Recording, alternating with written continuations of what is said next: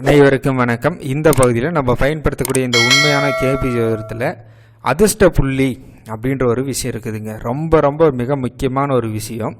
இந்த அதிர்ஷ்ட புள்ளி எல்லாருடைய ஜாதகத்திலும் இருக்குதுங்க. இந்த நபர்களுக்கு மட்டும்தான் இந்த அதிர்ஷ்ட புள்ளி இருக்கும், இந்த நபர்களுக்கு இருக்காது அப்படின்றதெல்லாம் இல்லை. மனிதராக பிறந்த எல்லாருடைய ஜாதகத்துலேயும் இந்த அதிர்ஷ்ட புள்ளின்ற ஒரு விஷயம் இருக்கும். இப்போ இந்த அதிர்ஷ்ட புள்ளியை கணிக்கிறதுக்கு சில ஃபார்முலா இருக்குதுங்க. அது என்ன அப்படின்னு பார்த்தோம்னா, சந்திரனுடைய டிகிரி, இந்த சந்திரனுடைய டிகிரியையும் அதுக்கடுத்து லக்கணத்தோடைய டிகிரி, இந்த 2 டிகிரியும் ஆட் பண்ணிடணும். கூட்டிட்டு சூரியனுடைய டிகிரி இருக்கு இல்லையா, அதால் கழிச்சிடணுங்க. அப்படி கழிச்சிட்டோம்னா ஒரு டிகிரி வரும். அந்த டிகிரியோடைய கவுண்ட் அதுதான் அதிர்ஷ்ட புள்ளி அப்படின்னு சொல்லுவோம். இப்போ இந்த ஜாதத்தில் இங்கே மகர ராசியில் அதிர்ஷ்ட புள்ளி விழுந்திருக்குதுங்க. எல்லாம் கால்குலேஷன்லாம் நம்ம சாஃப்ட்வேர்லேயே போட்டு வந்துடும். மகர ராசியில் 7 டிகிரி விழுந்திருக்குது. அதிர்ஷ்ட புள்ளியோட உபநட்சத்திரம் கேது அப்படின்ற கிரகமாக விழுந்திருக்குதுங்க. இது நீங்கள் நிறைய ஃப்ரீ சாஃப்ட்வேர் அஸ்ட்ரோசேஜ், ஜோதிஷ் ஆப் அதெல்லாம் பார்த்தீங்கன்னா ஃபார்ச்சுனா அப்படின்னு இருக்கும். அதுதான் அதிர்ஷ்ட புள்ளி. அந்த நீங்கள் மொபைலில் ஃப்ரீயாகவே அஸ்ட்ரோசேஜ் சாஃப்ட்வேர்லாம் இருக்குது. நீங்கள் அதிலே கணிச்சிட்டு அதில் அந்த ஃபார்ச்சுனாவுடைய சப்ளாட் அதிர்ஷ்ட புள்ளியோட உபநட்சத்திர கிரகம் என்னன்றது மட்டும் கொஞ்சம் பார்த்துக்குங்க. இப்போ இந்த ஜாதகத்தோடைய டீட்டெயில்ஸ் பார்த்துக்குங்க. இந்த ஜாதகருக்கு அதிர்ஷ்ட புள்ளி அப்படின்றது இந்த இடத்துல மகர ராசியில் விழுந்திருக்குது. அதிர்ஷ்ட புள்ளியோட உபநட்சத்திரம் பார்த்தீங்கன்னா கேதுவாக இருக்குதுங்க.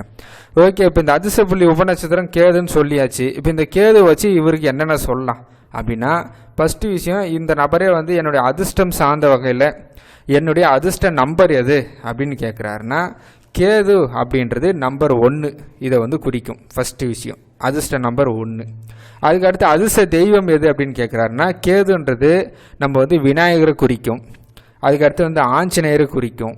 அம்மனில் தூமாவதி அம்மா கேதுன்ற கிரகம் குறிக்கும். இதெல்லாமே நம்ம அவருக்கு கன்வே பண்ணி சொல்லலாம்.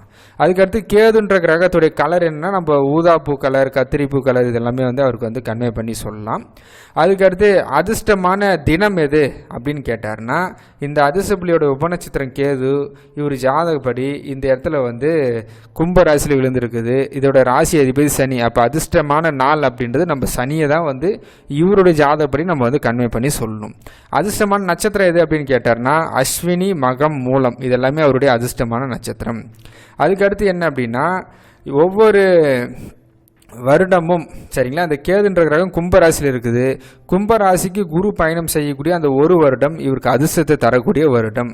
அதே மாதிரி இந்த கும்பராசிக்கு சூரியன் வரக்கூடிய அந்த ஒரு மாதம் சரிங்களா, மாசி மாதம், அந்த மாதம் இவருக்கு அதிர்ஷ்டத்தை தரக்கூடிய மாதம் அப்படின்னு நம்ம சொல்லலாம். இது மட்டும் இல்லைங்க, இன்னும் நிறைய விஷயம் சொல்லலாம்.